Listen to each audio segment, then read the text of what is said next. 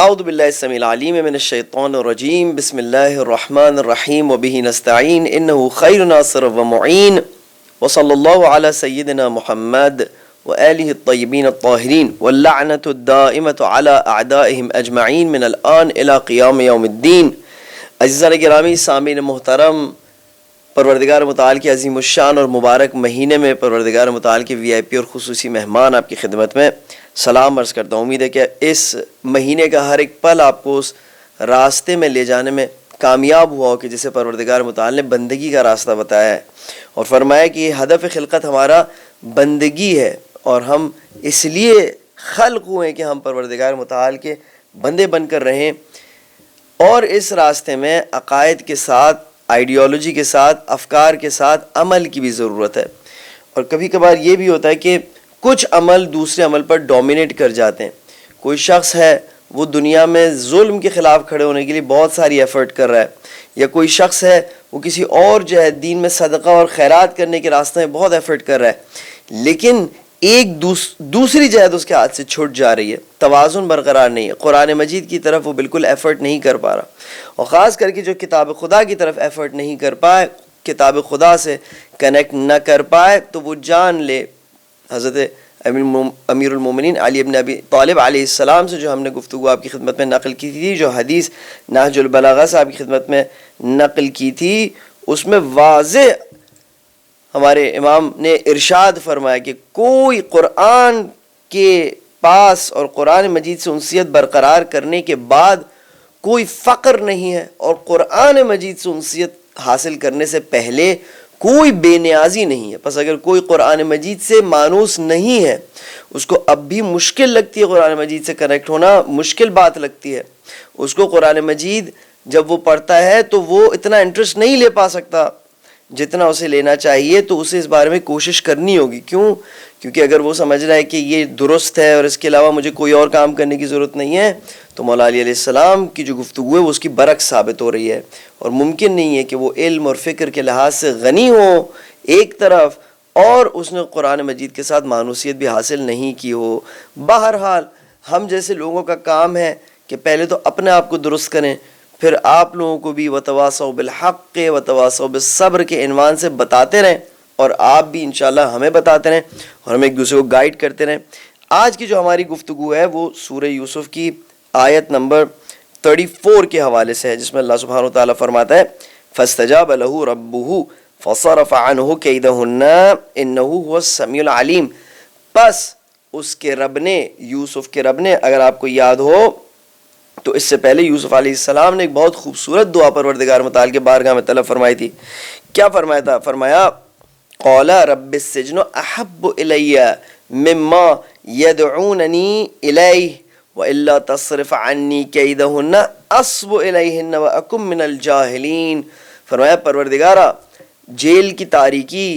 Jail کی خاموشی، jail جا کر اپنی پروگریس اور ایجوکیشن اور سوشلائزنگ اور ہر چیز زندگی کی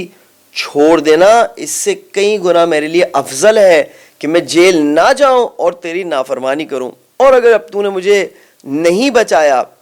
اور ان کی چال کو مجھ سے دور نہیں کیا تو میں ان کی طرف مائل ہو جاؤں گا، اور اس کے بعد کہ جب میں مائل ہو جاؤں گا تو ظالم ہو جاؤں گا، اور جب میں ظالم ہو جاؤں گا تو مجھ سے وہ علم اور حکمت واپس لے لے گا کہ جو تو نے میرے محسن ہونے کے بنا پر دی تھی۔ کیا فرمایا تھا؟ فَلَمَّا بَلَغَ أَشُدَّهُ آتَيْنَاهُ حُكْمًا وَعِلْمًا۔ جب وہ اپنی عقل اور جسمی میچیورٹی کو حاصل کر لیا، انہوں نے جب عقل اور جسمی میچیورٹی حضرت یوسف علیہ السلام کو حاصل ہو گئی تو ہم نے انہیں حکمت اور علم سے نوازا۔ وَكَذَلِكَ نَجْزِي الْمُحْسِنِينَ، اور اس طرح سے ہم احسان کرنے والوں کو، ہر سچویشن میں بہترین عمل کو انتخاب کرنے والوں کو جزا دیتے ہیں۔ لیکن اگر وہ دوبارہ سے اس روش سے واپس ہٹ گئے اور وہ اگر ظالم ہو گئے تو یہ علم اور حکمت ان سے واپس لے لی جائے گی۔ یہاں حضرت یوسف علیہ السلام کو اسی چیز کا خطرہ ہے کہ پروردگار متعال کی دی ہوئی نعمتیں ان سے واپس نہ لے لی جائیں، تو فرماتے ہیں قال رب السجن احب الی مما یدعوننی الیہ وَإِلَّا تَصْرِفْ عَنِّي كَيْدَهُنَّ أَصْبُ إِلَيْهِنَّ وَأَكُن مِّنَ الْجَاهِلِينَ۔ قرآن مجید کی تفسیر بیان کرنے میں ایک بہت چیلنجنگ نقطہ اور بہت امپورٹنٹ نقطہ یہ ہوتا ہے کہ خود آیات کے اندر جو مختلف فریزز ہیں اور فقرے ہیں ان کو ہم آپس میں کنیکٹ کر سکیں اور آیتوں کو آپس میں کنیکٹ کر سکیں۔ البتہ یہ بات سورہ یوسف میں بہت آسان ہے کیونکہ ایک کہانی کی صورت میں ہے، لیکن دوسرے صورتوں میں یہ چیلنجنگ بات ہوتی ہے اور اس کام کو انجام دینے کے لیے قرآن مجید سے مانوس ہونا پڑتا ہے، اور اس کے بعد یہ جو کنیکشنز ہوتے ہیں وہ آہستہ آہستہ انسانوں کے سامنے آپ کے سامنے واضح ہونا شروع ہو جاتے ہیں۔ بہرحال یہاں پر اللہ سبحانہ وتعالیٰ فرماتا ہے فاستجاب لہ ربہ، یوسف کے رب نے اس کی اس دعا کو قبول فرما لیا۔ فصرف عنہ کیدہن، اور جیسے کہ یوسف نے کہا تھا کہ دعا مانگی تھی وَإِلَّا تَصْرِفْ عَنِّي كَيْدَهُنَّ، ہم نے فصرف عنہ کیدہن، ہم نے وہ قید اور مکر اور ہیلا اور فریب اور وہ تمام چالیں کہ جس کے باعث یوسف علیہ السلام کو اپنی طرف کھینچ رہے تھے، ہم نے اس کو ہٹا دیا، یوسف سے دور کر دیا۔ انہ هو السمیع العلیم، بے شک وہ سننے والا ہے، وہ عالم ہے، دانا ہے۔ پروردگارا تیرا اتنا مخلص بندہ، تیرا اتنا خاص بندہ اتنی بڑی قربانی دیتا ہے، جوانی کے عروج میں اپنے آپ کو مشکل ترین صورتحال میں شہوت سے دور رکھتا ہے، اپنے غضب سے اپنے آپ کو کے کانسیکوینسز سے اپنے آپ کو دور رکھتا ہے، تمام ان چیزوں سے اپنے آپ کو بچا کے رکھتا ہے کہ جو تیرے ناراضگی کا باعث بنے۔ کون سی اس نے ایسی غلطی کی تھی، کون سی اس نے تیری ایسی نافرمانی کی تھی کہ جس کی وجہ سے اس کو جیل جانا پڑے، اور تو پھر اس کو جیل بھیج کر کہے کہ انہ هو السمیع العلیم، کہ میں سننے والا ہوں اور دانا ہوں۔ عجب نہیں ہے کہ یہ جواب آئے کہ جیل بری جگہ ہے اس کے لیے کہ جس کی میرے ساتھ دوستی نہ ہو۔ اگر میرے ساتھ کسی کی دوستی ہو، اگر میں کسی کو اپنا دوست بنا لوں، تو اس کے لیے جو ظاہر بین لوگوں کے لیے مشکل اور کٹھن مراحل ہوتے ہیں، جو لوگ ظاہر کو دیکھتے ہیں دنیا کی تو انہیں وہ مشکلات اور مصیبتیں لگتی ہیں، وہ اس شخص کے لیے پھر مشکل اور مصیبت نہیں لگتی۔ پروردگارہ کوئی مثال ہے؟ جی، میں نے ابراہیم کو اپنا خلیل بنایا، اپنا دوست بنایا، اور جب وہ دوست میرا بن گیا تو جب نمرود اسے آتش میں پھینک رہا تھا، اتنی گرم آگ تھی کہ خاص وسیلہ بنانا پڑا، منجنیق بنانی پڑی حضرت ابراہیم علیہ السلام کو آگ میں پھینکنے کے لیے۔ لہٰذا اس دوران فرشتوں کے قافلے اور وفد حضرت ابراہیم علیہ السلام کے پاس آتے رہے اور حضرت ابراہیم کو اپنی مدد کا مشورہ دیا اور کہا کہ ہم آپ کو مدد کرنے کے لیے تیار ہیں، اگر آپ چاہیں تو آگ بجھا دیں، آپ کو بچا لیں، آپ جو چاہیں ہم کرنے کے لیے تیار ہیں۔ حضرت ابراہیم علیہ السلام نے فرمایا، البتہ قرآن مجید میں واقع نہیں لیکن تفاسیر میں بیان ہوا ہے کہ مجھے صرف اور صرف پروردگار متعال کی مدد کی ضرورت ہے، جو وہ چاہتا ہے ویسے ہوگا۔ اور لہٰذا جب حضرت ابراہیم علیہ السلام کو منجنیق کے ذریعے آگ میں پھینکا تو ندائی قلنا یا نارو کونی بردہ و سلامن علی ابراہیم، اے نار، اے آتش، یہ ابراہیم ہمارا دوست ہے، تو اس کے لیے ٹھنڈی ہو جا۔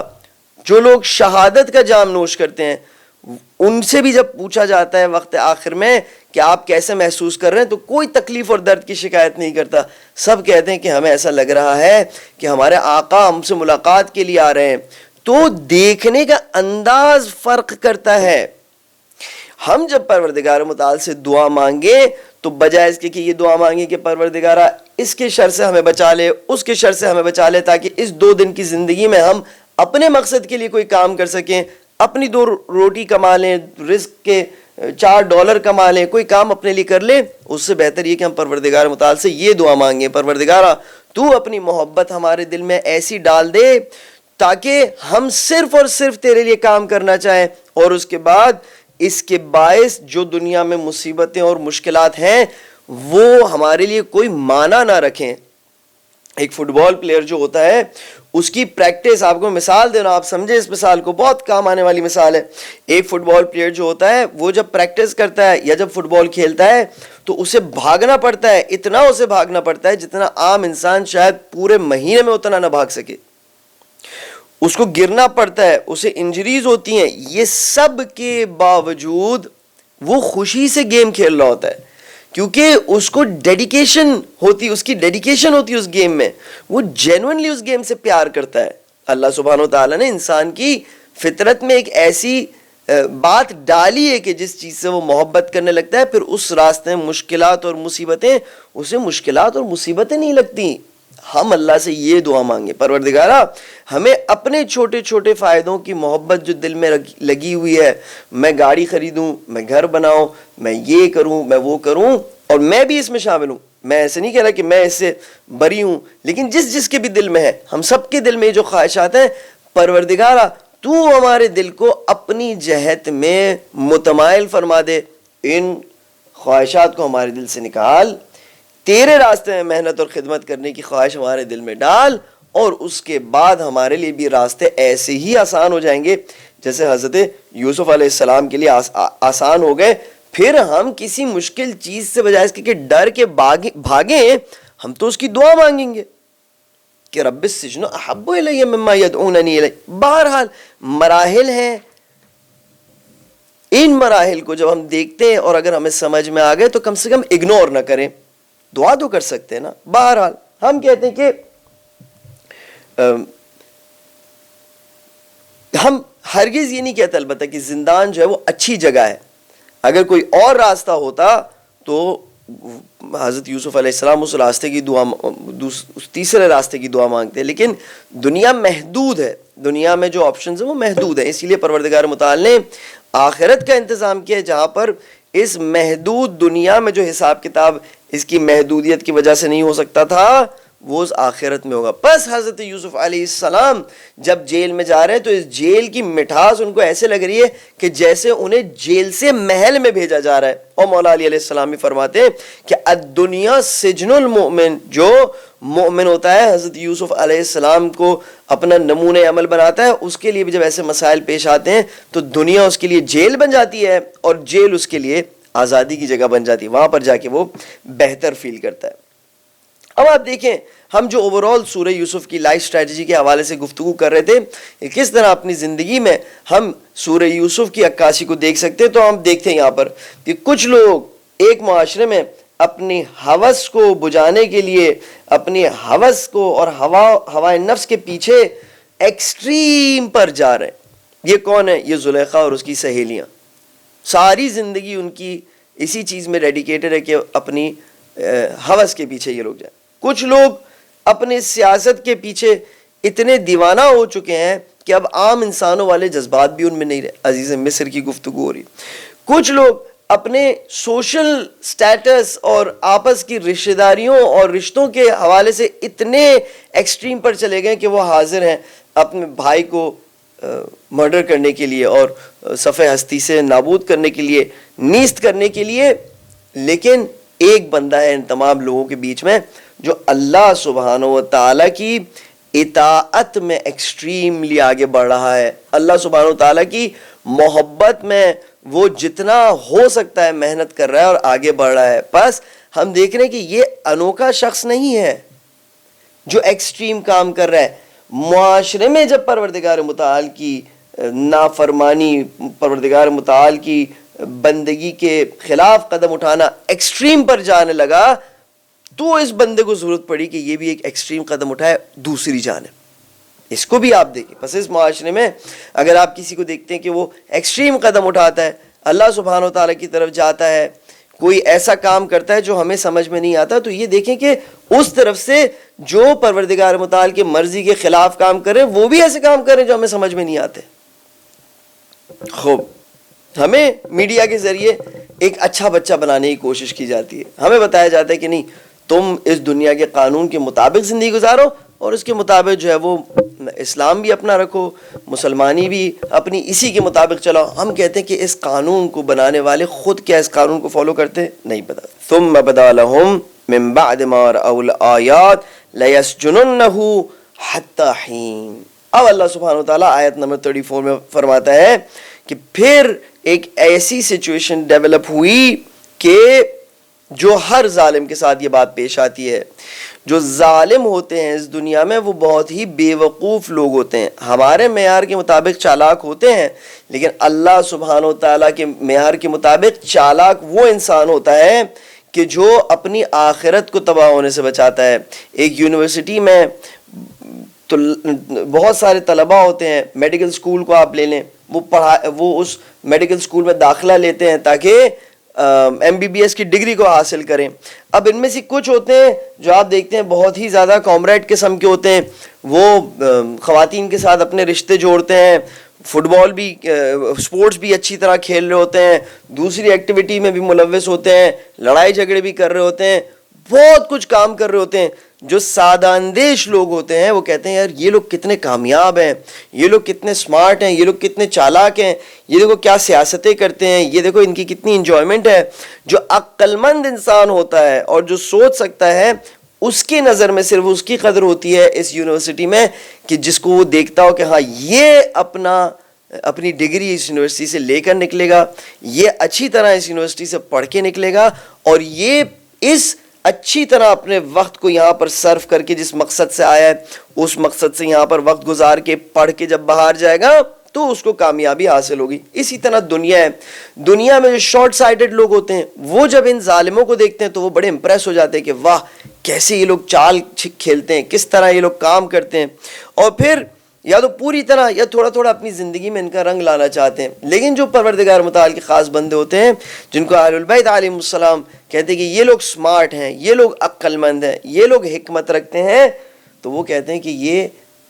وہ لوگ جو ہے وہ موت کو ہر وقت یاد رکھتے ہیں اپنے ذہن میں. اب ہر ظالم کے ساتھ کیا بات پیش آتی ہے, ظالم بے وقوف ہوتا ہے, لہٰذا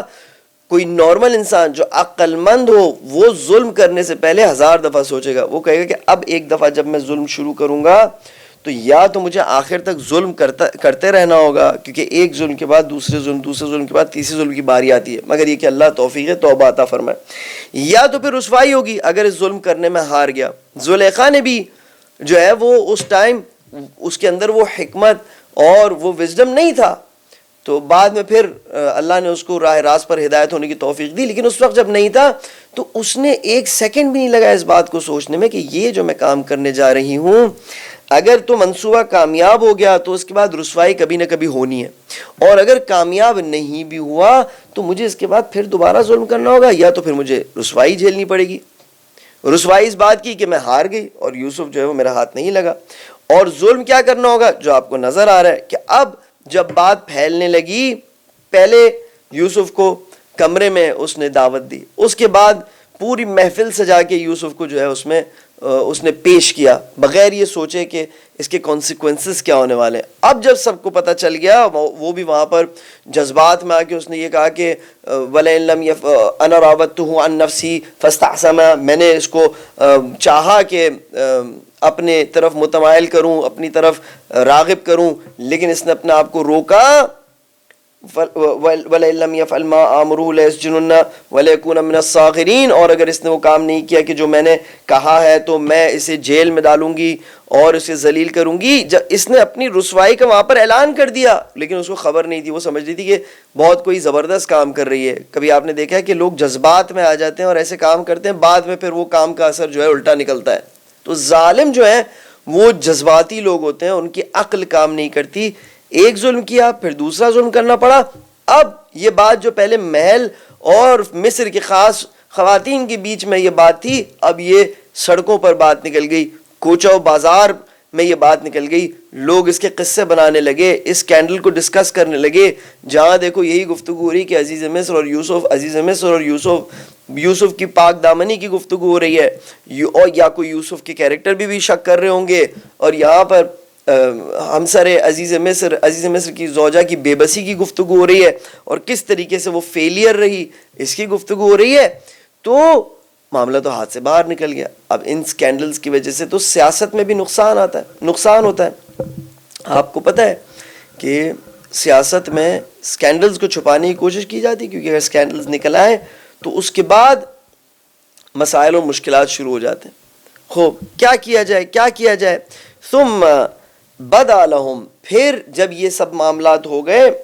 بدا لہم من بعد ما رأوا، ان کے لیے بات ظاہر ہو گئی اس کے بعد کہ انہوں نے رأوا الآیات، آیات کو دیکھا، پس اس کے بعد کہ انہوں نے کچھ نشانیاں دیکھیں، نشانیاں ہو سکتا ہے یہی ہوں کہ معاشرے میں یہ بات پھیل گئی، اب ہم کیا کریں، کس طرح اپنی عزت بچائیں، لَيَسْجُنُنَّهُ حَتَّى حِينٍ، کہ پھر اس کے بعد کہ معاشرے میں یہ باتیں پھیل گئیں یا انہیں آیات اور نشانیاں نظر آئیں، تو انہوں نے کہا کہ اب ہمارے پاس کوئی چارہ نہیں ہے کہ کچھ عرصے کے لیے اسے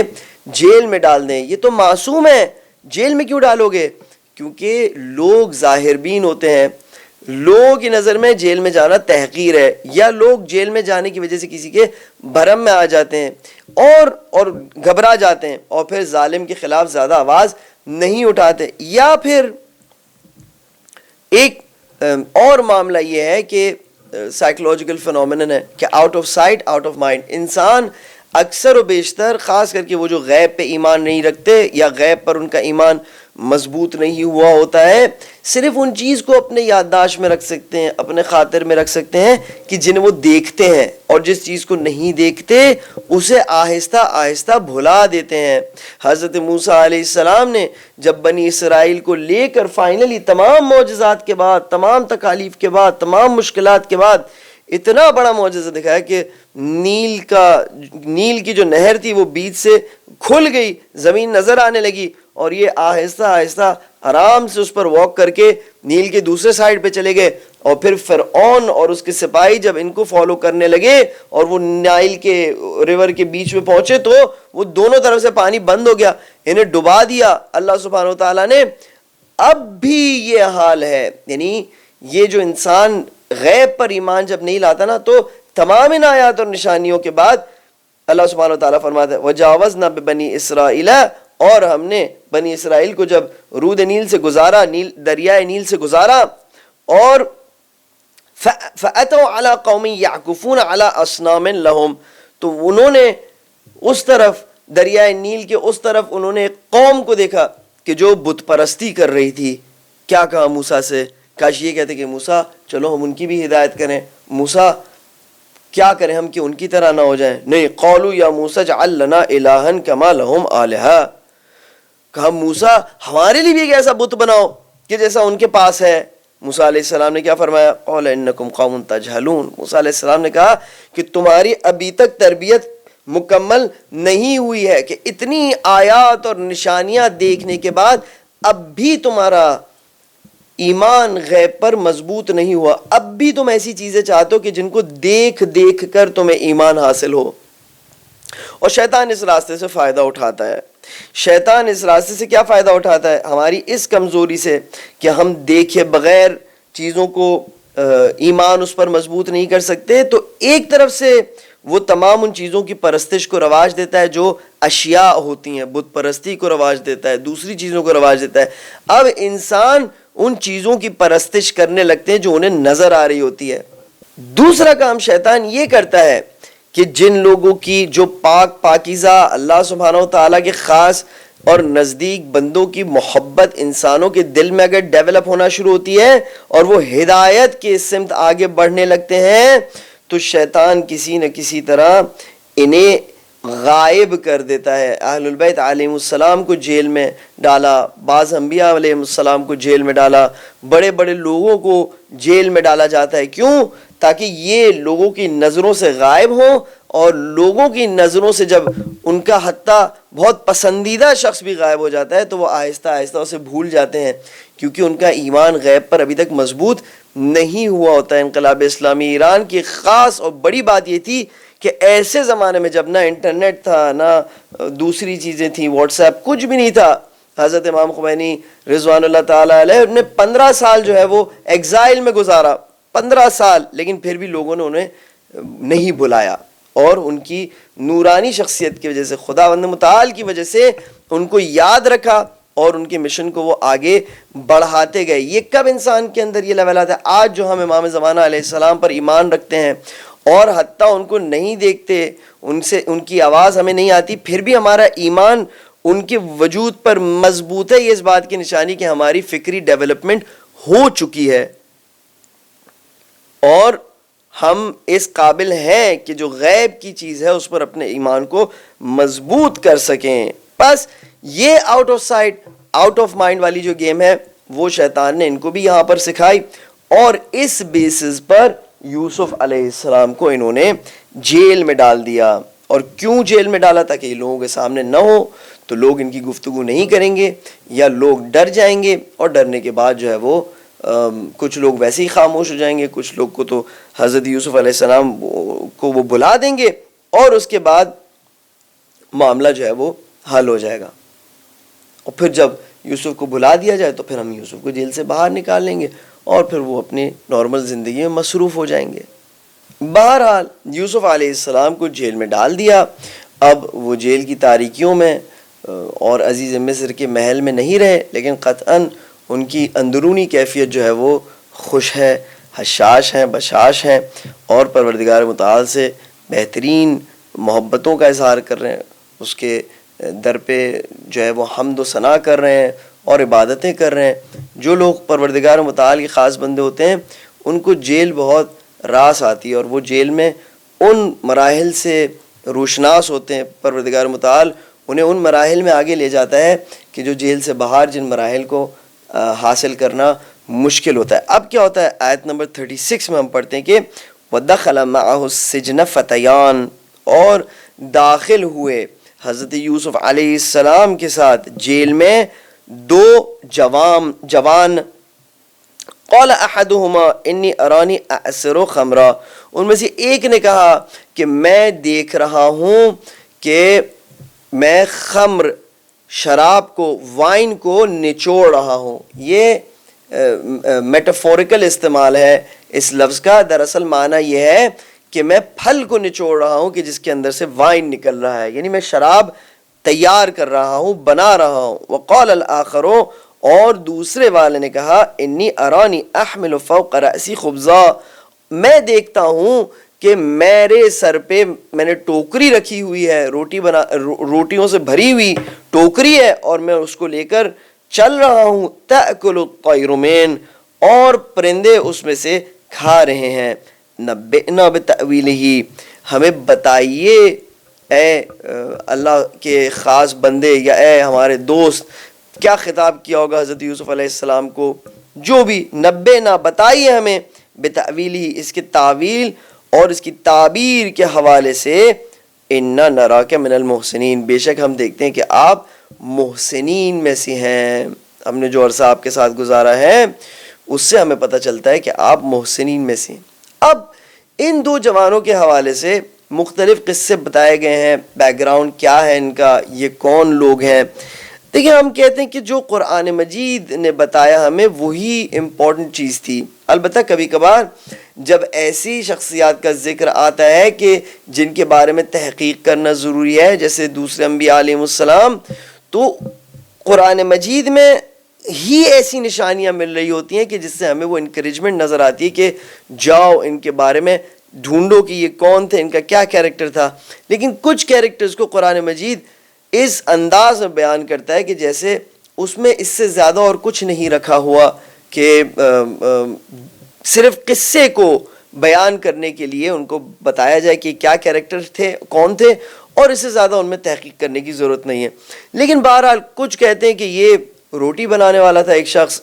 بادشاہ کے محل میں کھانا بناتا تھا, باورچی تھا, دوسرا بادشاہ کو شراب سرو کرتا تھا. دونوں نے پلان بنایا کہ بادشاہ کو قتل کریں گے, اور جو ہے وہ ایک نے جو ہے وہ کہا کہ میں روٹی میں زہر ملاؤں گا, دوسرے نے کہا کہ میں شراب میں زہر ملاؤں گا. اور بہرحال ان کا منصوبہ کامیاب نہیں ہوا, اور اینڈ مومنٹ پر ایک نے دوسرے کو جو ہے وہ ایکسپوز کر دیا, اور اس وجہ سے بادشاہ نے دونوں کو جیل میں ڈال دیا. ظاہراً جو باورچی تھا اس نے زہر ڈالا تھا, جو شراب بناتا تھا اس نے زہر نہیں ڈالا تھا, اور اس نے جو ہے وہ معاملے کو ایکسپوز کر دیا, اور بادشاہ نے دونوں کو جیل میں ڈال دیا. لیکن ایک طرف سے ہم یہ بھی کہہ سکتے ہیں کہ چانس یہ ہے کہ فتح کا جو لفظ ہے وہ غلاموں کے لیے بھی استعمال ہوتا ہے. یعنی فتح کا ایک معنی ہے جوان, دوسرا معنی ہے وَإِذْ قَالَ مُوسَىٰ لِفَتَاهُ لَا أَبْرَحُ حَتَّىٰ أَبْلُغَ مَجْمَعَ الْبَحْرَيْنِ أَوْ أَمْضِيَ حُقُبًا, جب موسیٰ نے کہا اپنے غلام سے کہ میں چلتا رہوں گا جب تک کہ میں فلاں منزل کو حاصل کروں. تو غلام کا بھی جو معنی، جس غلام کے معنی میں بھی یہ لفظ استعمال ہوا ہے، تو ہم کہتے ہیں کہ شاید یہاں پر ایک سکیم، ایک طریقہ اپنایا ہو حضرت یوسف علیہ السلام کو جیل میں ڈالنے کے لیے، کہ چند غلاموں کو کسی سکینڈل میں انوالو کر کے جیل میں ڈالا ہو، اور حضرت یوسف علیہ السلام بھی ان کے ساتھ جیل میں آ چکے ہوں، لہٰذا ان کے بیچ میں ایک دوستی بھی ڈیولپ ہوئی، ایک اعتماد بھی ڈیولپ ہوا، اور لہٰذا انہوں نے یہ گفتگو حضرت یوسف علیہ السلام کے ساتھ شیئر کی. اب آگے کیا ہوا، یوسف علیہ السلام نے کیا بتایا، اور ایک اچھی خاصی امپورٹنٹ ڈسکشن ہم نے کرنی ہے خواب کے حوالے سے، کہ خواب کی دنیا کیا ہے، کیوں اس زمانے میں خواب اتنے اہمیت رکھتے تھے، کہ ان دونوں کو خواب دکھائی دے رہا ہے